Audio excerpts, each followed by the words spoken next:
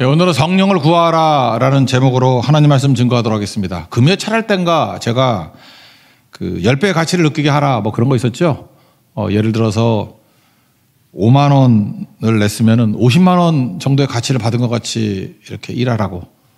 그리고 10배 가치로 일하면 더 풍성해진다고. 예를 들어서 제가 전도사 때 5천 원이 헌금하기 아깝더라고. 그래서 이거 할까 말까. 그거 이기는 방법이 뭐라 그랬어요? 10배. 5만 원 냈더니 돈으로부터 자유롭게 됐다니까요. 저는 전도사 초창기 때 그때의 경험이 제 평생의 어떤 갈림길이었어요. 그러니까 10배 가치. 그러니까 하나님이 5천 원의 은혜를 줬겠습니까? 5만 원보다 더 줬겠지. 근데 아슬아슬하게 애매할 때는 10배 주면 좋다고. 저는 그 귀중한 가치를 여러분 사랑한다 그랬죠. 사랑하니까 내가 나눠주고 싶고 우리 사랑하는 자녀들에게도 나눠주고 그랬거든요. 그때 그걸 듣고 난 다음에 또 저한테 메시지가 왔어요. 목사님이 우리를 향해서 사랑한다 그러니까 소름이 돋았대. 근데 좋은 뉘앙스는 아닌 것 같아. 소름 끼쳤다. 어쩌면 그 간질간질하다. 뭐 그런 느낌 같았어요. 닭살이 돋았다. 뭐 이런 거. 그래서 제가 고민을 했습니다. 아, 이게 성도들한테도 이게 함부로 사랑한다 그러면 닭살 돋는 사람들이 있구나. 그래서 어떤 표현이 좋을까 생각해 보니까 소중하다. 참 좋은 것 같아요. 그죠? 소중하다 그러면 닭살 안 돋죠. 네, 참 소중해요. 소중해. 내가 소중한 분 어떤 분을 보니까 어떤 권사님이신데 진짜 소중해요. 인생의 마지막 시간을 저와 함께 보냈거든요. 그러니까 뭐 교회 개척하고 이렇게 왔을 때 보면은 자기 인생의 마지막이야. 그러니까 마지막에 불꽃을 태운 거죠. 그리고 그 권사님 뭐 뭔지 모르겠어. 하여튼 뭐 자손들에게 받았겠지. 그분이 그렇게 돈 많지 않으니까. 성교할 때마다 500만 원씩 헌금을 해요. 그래서 그걸로 성교 못 가는 사람들 도와도 주고 선교사님 뭐 헌금도 하고 이렇게 하신다고. 그분의 소득은 없어. 그러니까 뭐 어디서 나온 건지도 잘 모르겠어요. 근데 항상 그러시더라고요. 이번 말레이시아 선교도 그렇게 하시더라고요. 문권사님이라고 계시는데 제가 그런 걸 보면서 참 소중하다 이런 생각을 하고 그 한 인생의 마지막을 같이 불꽃 태우는 거 아니에요. 그러면은 마지막 속았다 그러면 안 되잖아요. 참 소중한 분이 하나님 나라에 갔을 때 예수님 앞에 섰을 때 가장 멋지게 서 있어야 될 거 아니겠습니까? 그러면 소중한 분에게 가장 좋은 길이 뭘까? 예수님 사랑하는 거예요. 예수님 사랑하는 모습으로 서 있으면 그러니까 예수님 사랑하는 자가 되는 거 그게 우리 인생에서 가장 소중한 분에게 줄 수 있는 선물이 된다라는 것입니다. 오늘 찬양은 안 했지만 314장 내 구주 예수를 더욱 사랑 이거 부르면서 눈물을 흘릴 수 있고 이게 진심이 될 수 있으면 그분은 진짜겠죠. 우리 신앙의 목표가 일 많이 하는 거 그거 아니라고 생각합니다. 사람들에게 인정받는 거 뭐 그것도 아니죠. 내 야심과 목표 이루는 거 물론 아니죠. 그래서 우리 교회 양육의 목표는 예수님 더욱 사랑하는 거예요. 예수님 사랑하는 자가 되면 그걸로 뭐 충분한 겁니다. 그게 교회 사역의 처음이요 나중이 될 수 있다라는 것입니다. 예수님 사랑하는 건 뭐냐? 그 성령 충만하다는 얘기예요. 성령이 오셔서 하는 일이 뭐냐면 우리에게 사랑을 주시는 거거든요. 성령의 열매 보세요. 성령의 9가지 열매 갈라디아 5장 22절부터 사랑과 희락과 화평과 그죠? 쭉 나가잖아요. 9가지 나오는데 사랑이 첫 번째잖아요. 사랑이 있어야 희락이 있고 사랑이 있어야 화평이 있고 사랑에서 다 시작되는 거라고. 그러니까 성령께서는 우리에게 사랑을 주셔서 9가지 열매 맺게 만드신다. 그런 겁니다. 그러니까 사랑 왜 주시냐?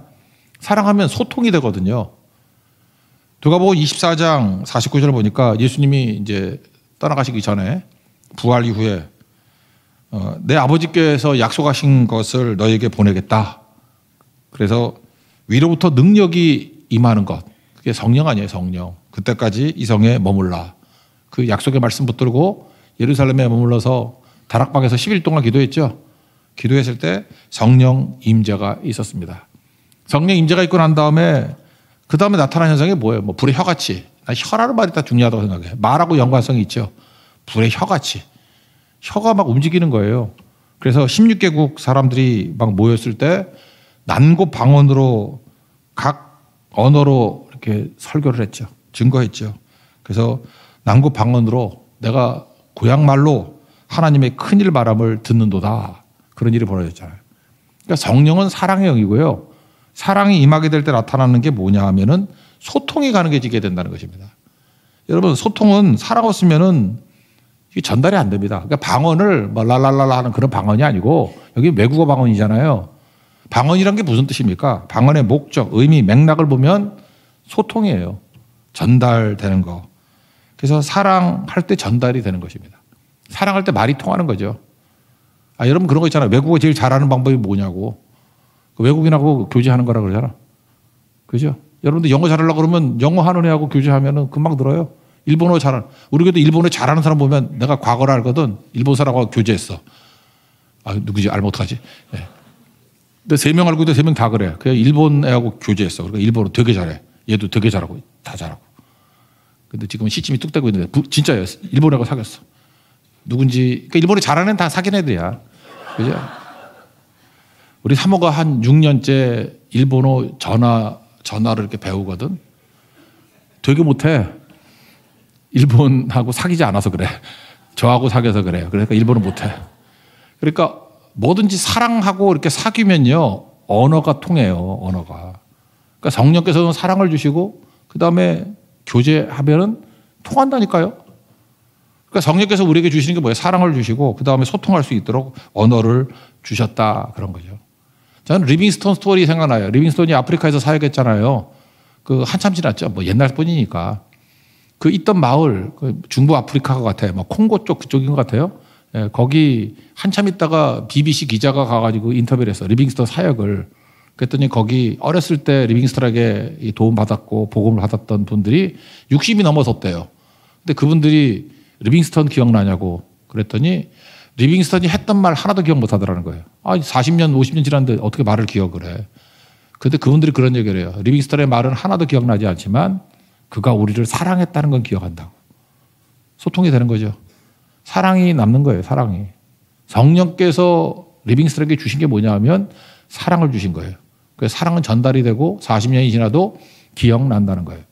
저도 이런 게 뭐가 없을까 생각해 보니까 저 초등학교 때 선생님이 우리 교회 주일학교 선생님이 권초자 선생님이었어요. 권초자.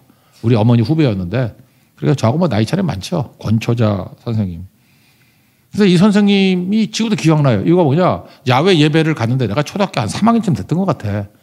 야외 예배를 갔는데 내가 별로 잘못한 것도 없는데 이게 꽃을 한번 만지려고 그러다가 벌에 쏘였어. 엄지손가락이었는데 이게 벌침이 꽂혀 있는 상태를 내가 봤어요. 보고 이게 손이 갑자기 엄지손가락이 2배, 3배로 부는 거야. 이렇게. 아주 굉장히 무슨 말벌이었는가 봐. 저 소리를 지르면 너무너무 힘들어 했어요. 그랬더니 우리 주변에 있던 그 좋은 선생님들 하나도 옆에 없어. 다 도망치고. 자기 물릴까 봐. 근데 권초자 선생님이 달려와가지고 이거 어떻게 된 거냐 하면서 이거 뽑고 나중에 그 독을면 어떡하려고 이 독침 이거 뺀다고 막 입으로 빨고 뱉고 아니 이거 피임침부터 빼고 빨아야지. 꽂아놓고 계속 빨면 어떡해. 어쨌든 30분 정도 그랬어요. 그래가지고 다 됐는데 난 지금 벌써 나이가 몇 살이에요 지금. 그때 초등학교 때 얘기인데 아직도 생생히 기억나. 그때 그 정릉에 그 무덤 있는데 거기 갔었어. 야외 예배. 근데 거기서 물리고 권초자 선생님. 제가 LA 집회를 갔더니 남가주 사랑의 교회에 권초자 선생님 아들이 부목사하고 있더라고. 그래서 내가 니네 엄마가 얼마나 훌륭한 분이지 아냐고 그랬더니 뭐가 훌륭해요? 그래서 내가 자세히 벌에 물리고 독침 꽂아놓고 빨고 했던 거를 다 얘기해 줬는데 글쎄 그 어머니가 그 사실을 기억을 못 하는 거예요. 저는 기억을 하는데. 그죠?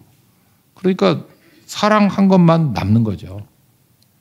우리 선교학자 중에 제가 되게 좋아하는 분이에요. 레슬리 뉴비긴이라는 분이 계시거든요. 돌아가셨는데 그분이 이런 얘기 했어요. 복음 전하는 방법은 복음 자체 속성과 일치돼야 된다. 그러니까 복음의 내용이 사랑 아니에요. 하나님이 세상을 이처럼 사랑하사 주셨죠. 독생자를 주셨으니. 이는 그를 믿는 자마다 멸망치 않고 영생을 얻게 하려 하심이라. 복음이 사랑이잖아요. 사랑. 영생이잖아요. 그러면 복음 전하는 사람이 사랑을 전하면서 사랑이 없으면 안 되겠죠.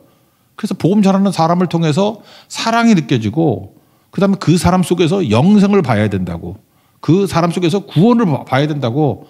구원받은 사람의 그 확신, 영생에 대한 어떤 그 생명력.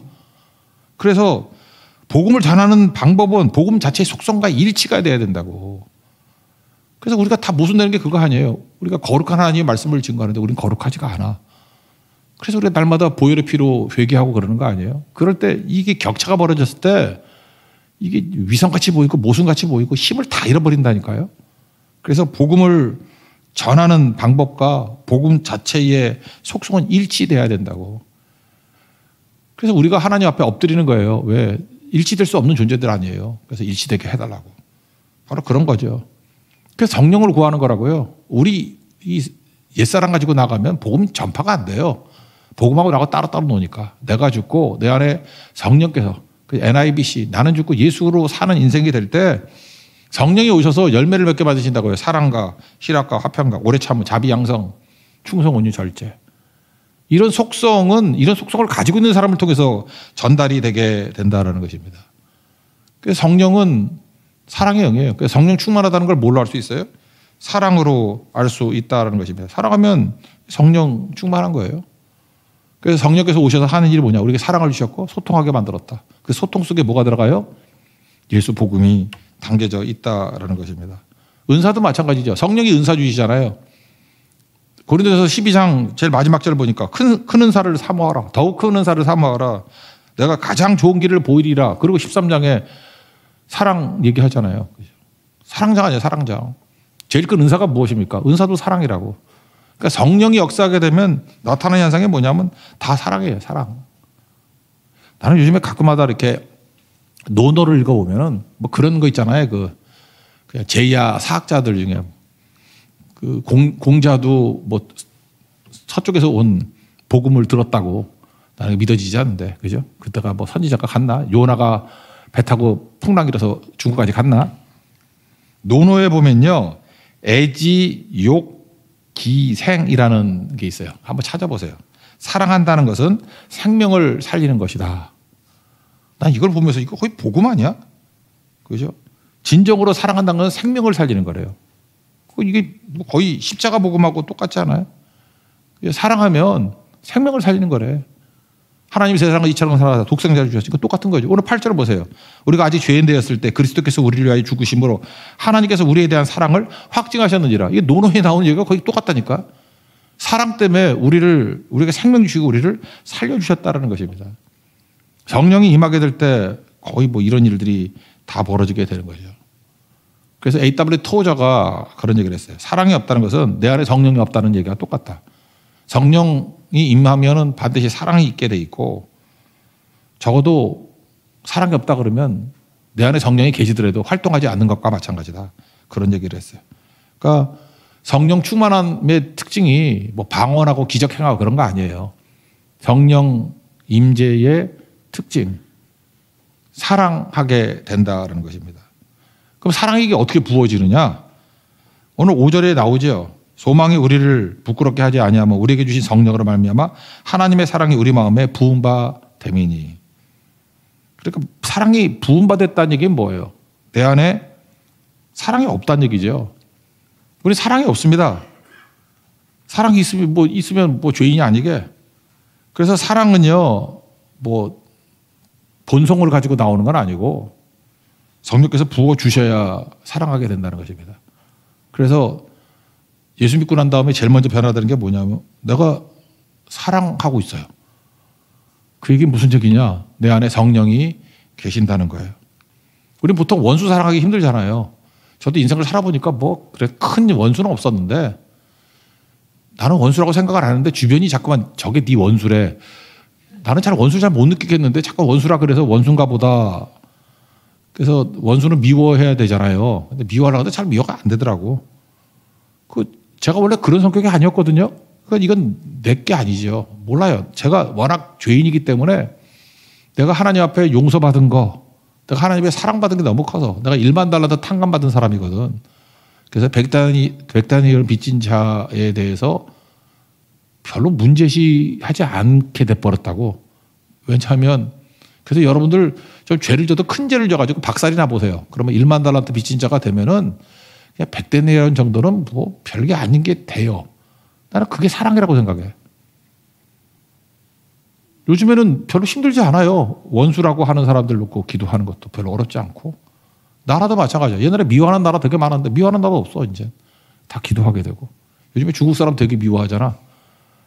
나 혼자 기도하고 있네, 요즘에. 중국 사람. 제가 이래저래 요즘에 조선족들하고 좀 만나거든. 뭐 자세히 얘기 안 할게요. 가족적인 얘기니까. 조선족하고 좀 만나요. 만나는데 그분들이 화들이 나 있어. 화들이 나 있는 게 뭐냐면 그래도 자기는 동족이라고 생각하는데 너무 차별한데. 그리고 함부로 말하고 뭐 심지어 너 간첩 아니냐 그러고 뭐 그런데 그래서 80만 정도 조선족이 있었는데 지금 10만 줄었어요. 여러분 하도 박대해가지고 뭐하러 여기 있냐 그러고 조선족들 중에서 일본도 많이 가더라고. 딴 데 가버려요. 미국도 많이 가고. 그러면서 그분이 하는 얘기 중에 하나 잊지 못할 게 뭐냐 눈빛이래. 눈빛이 너무 싫대. 쳐다보는 눈빛이. 이게 무슨 차별이에요? 이게 무슨 이게 어떻게 기독교 나라냐고 예수 믿는 사람들의 모습이냐고. 그래서 내가 대신 사과했어요. 죄송하다고. 그리고 항상 기도하겠다고. 진짜 그게 되게 중요한 거죠. 여러분 사랑 없이 뭐 하면요 그 제국주의 됩니다. 그 백인들 있잖아요. 미국 백인들 얼마나 좋은 일 많이 했습니까? 좋은 일 많이 했는데 걔네들이 별 칭찬을 못 받는 이유 중에 하나가 뭐냐면 백인들 사이에 계급이 있대요. 내가 봤더니 와스프라 그러죠. White 플러스 AS 앵글로색슨. 그리고 P는 프로테스탄트. 와스프라 그러잖아요. 앵글로색슨계 프로테스탄트 백인이 1등급이래 미국에서. 그리고 2등급이 독일 계통. 그래서 미국의 그 국방부나 미국 군대에 영향을 많이 미친 게 독일 계통 이민자들이에요. 독일. 그리고 북유럽, 스웨덴이 강국이거든. 스웨덴, 노르웨이, 뭐 덴마크 이런 나라들. 그게 2등급이래 미국에서. 3등급은 뭐냐? 영국 사람들이 제일 차별하는 데가 어디냐? 아일랜드거든. 아일랜드 사람이 3등. 근데 아일랜드 가운데 미국 대통령도 되게 많이 나왔는데 하여튼 핍박받는 게 아일랜드예요. 아일랜드 사람. 뭐 19세기 말인가 뭐 굶어 죽고 그래가지고 미국 많이 갔잖아요. 아일랜드. 그 다음이 이태리는 깡패라 그래가지고 대부 보죠. 대부.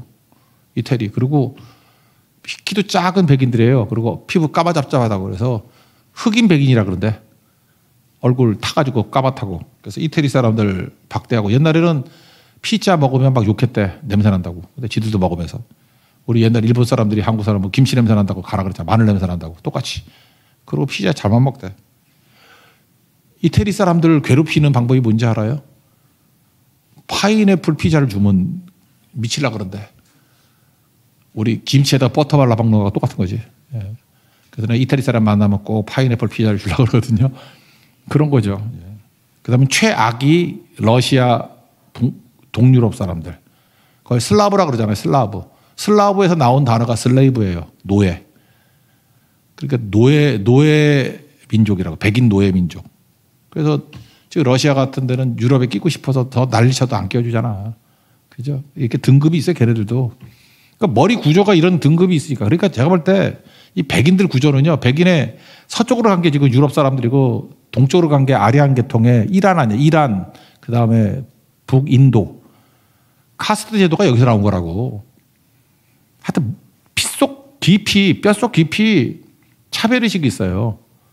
저는 그래서 전 세계 통합 백인으로는 힘들다고 생각해요. 그들에게는 차별의식이 있기 때문에. 우리도 만만치 않은데 우리 이거 그리스도의 사랑으로 우리 민족으로 깨질 수 있어. 그래서 눈물이 있고 동정이 있기 때문에. 그래 소통이 되고 하나가 될 수 있다는 것입니다. 다다음 주 2주밖에 안 남았는데 말레이시아 선교를 떠납니다. 떠나게 되는데 지금도 뭐 교회 와보니까 뭐 해금 소리 들리고 그죠? 그래도 뭐 단소 소리 안 들리니 다행이야.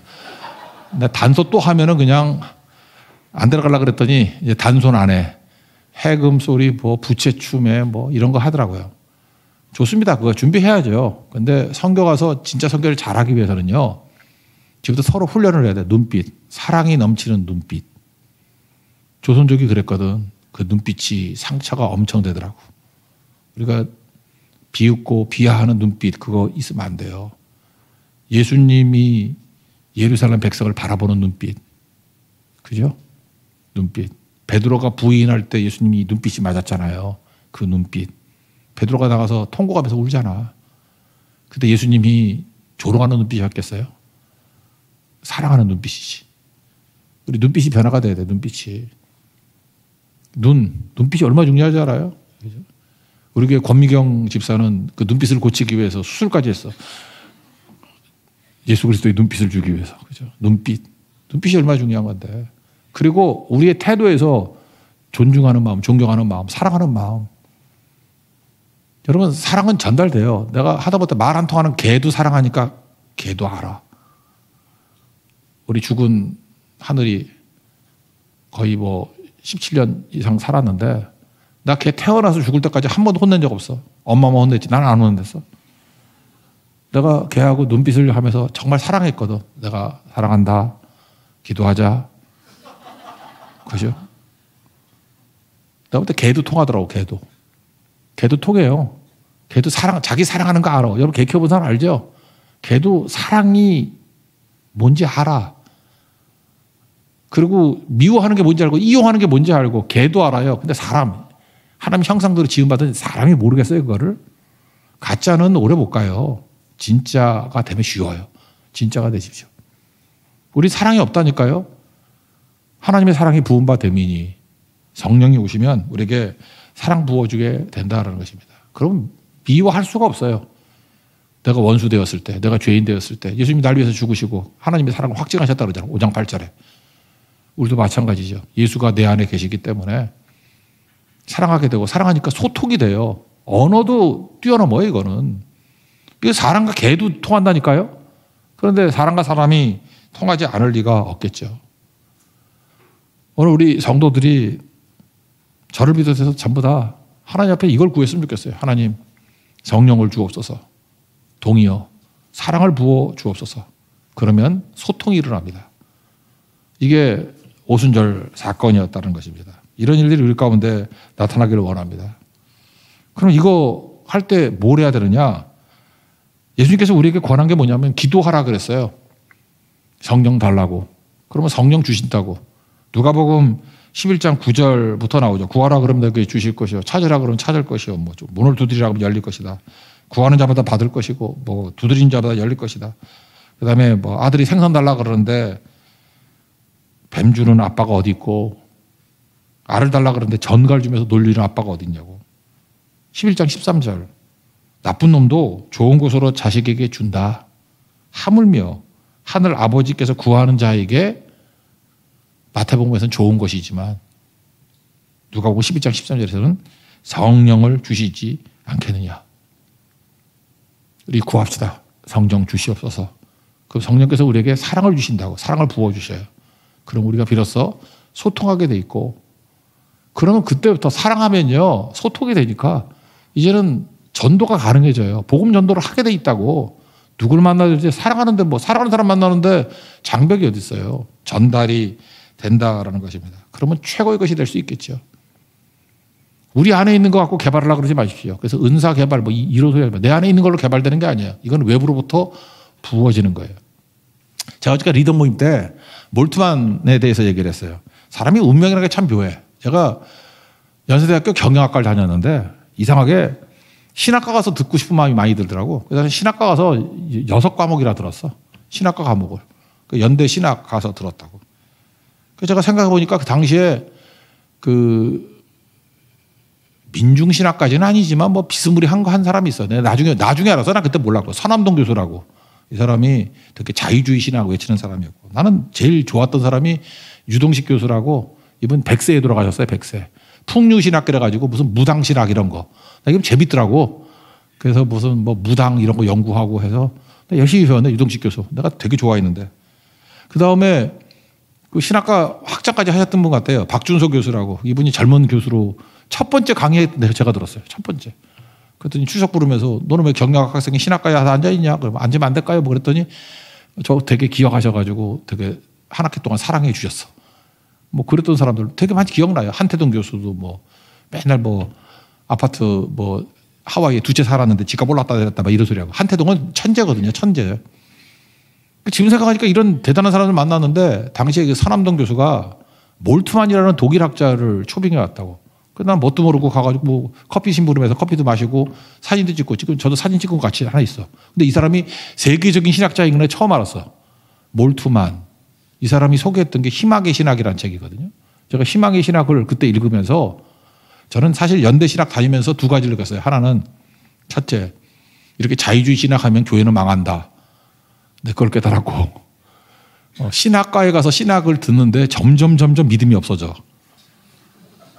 하나님이 안 믿어져. 그리고 신학생들이 다 술 퍼마시고 뭐 개판 일보 직전이야. 아, 자유주의 신학은 교회를 망치는 거구나. 그걸 깨닫고 제가 총신 간 거예요.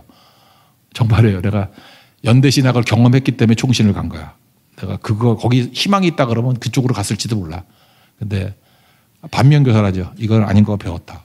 그런데도 불구하고 또 좋은 걸 배웠어요. 내가 볼 때 나는 뭐 다 좋았어요. 거기서 배운 백그라운드가 되게 좋았어. 그런 걸 알기 때문에 총신에서 말하는 건 답답함에만 머물러 있지 않고 그 반대편에 있는 것들을 보는 시야가 열렸는데 그 중에 하나가 몰트만이었다니까. 희망의 신학.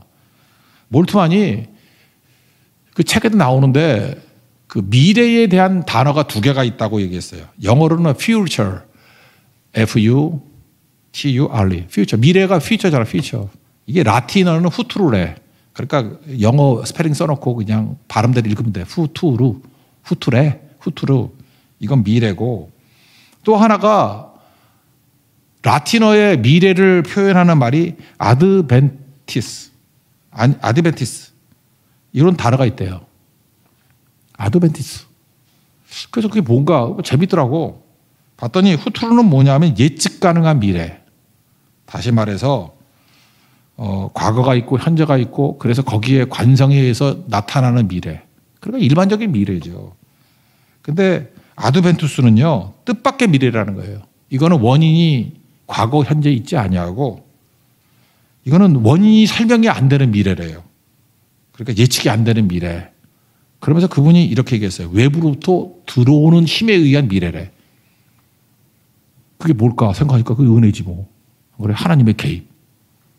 그래서 몰트만이 했던 얘기가 뭐냐면 미래에 대한 생각이 낙관과 희망이 있다. 그래서 그 사람이 희망의 신학이에요. 낙관이란 건 뭐냐? 후트루. 그러니까 일반적인 예측이 하는 미래에서 나오는 게 낙관이라는 거예요. 그러니까 과거가 좋아야 되고 현재 노력하면 미래가 잘 될 거야 라고 하는 게 낙관. 근데 기독교는 낙관이 아니라 희망이래. 그러니까 희망이 뭐예요? 외부로부터의 개입. 그러니까 하나님이 부어주시는 개입에 의해서 미래가 바뀌는 거예요. 이거 무슨 뭐 예수님의 재림일 때 파루시아라는 말도 있죠. 신학에서. 그런 걸로 연결시키더라고. 그래서 저는 몰트만에 대해서 또 하나의 희망을 가졌어요. 가지게 뭐예요? 자유주의 신학자 가운데도 이런 말씀을 붙드는 신학과 연결될 수 있는 거예요. 그들이 말하는 신학은 성경에서 말하는 은혜예요. 난 몰트만 그래서 좋아해요. 하나님의 개입에 의해서만 소망이 있는 거지. 후트루. 그때 당시에 민중신학이 얘기했던 거 마찬가지로 뭐 과거, 현재 투쟁에 의해서 벌어지는 미래. 우리 뭐 그 시대 다 지나봤잖아요. 뭐 결과가 있어요. 오히려 그런 거 하던 사람이 더 썩지. 역시 우리에게 희망을 줄 수 있는 건 예수님밖에 없어요. 외부로 도는 희망, 은혜, 개입. 그래서 제가 어저께 리더들한테 몰트만의 희망의 신학 다시 한번 읽어보라고 어디 헌책방에 가서 사서 보든지 다시 한번 보라 그랬어요. 그때 아드벤투스, 후트루가 아니라 아드벤투스. 그게 기독교입니다. 근데 잘 보세요. 아드벤투스가 어디서 오는 거예요? 이게 성령의 능력이라고. 우리 안에 사랑 없습니다. 아드벤투스, 성령께서 사랑을 부어주는 거예요. 우리에게 희망이 없습니다. 아드벤투스, 성령께서 우리에게 미래를 주시는 거예요. 구원을 주시는 거예요. 영생을 주시는 거예요. 우리가 뭘 구해야 되겠습니까? 오직 성령 구하는 하나님 백성 되기를 원합니다. 그게 교회입니다. 그래서 교회는 있는 것 갖고 분석하는 거 아닙니다. 아무것도 없어도 괜찮아요. 하나님의 아드벤투스, 외부에서 개입하셔서 은혜 주시고 우리에게 하나님이 만드시는 미래로 우리를 이끌어 가십니다. 믿습니까? 이게 하나님 백성의 미래라는 거예요. 우리 교회와 우리 성도의 삶 가운데 하나님의 은혜의 개입, 아드벤투스가 있는, 그래서 퓨처, 단순한 퓨처가 아니라 하나님의 개입에 의한 뜻밖의 미래, 하나님이 만드신 미래를 맞이하는 아드벤투스의 크리스찬 되는 축복이 임하기를 기원합니다. 예, 자리에서 일어나겠습니다.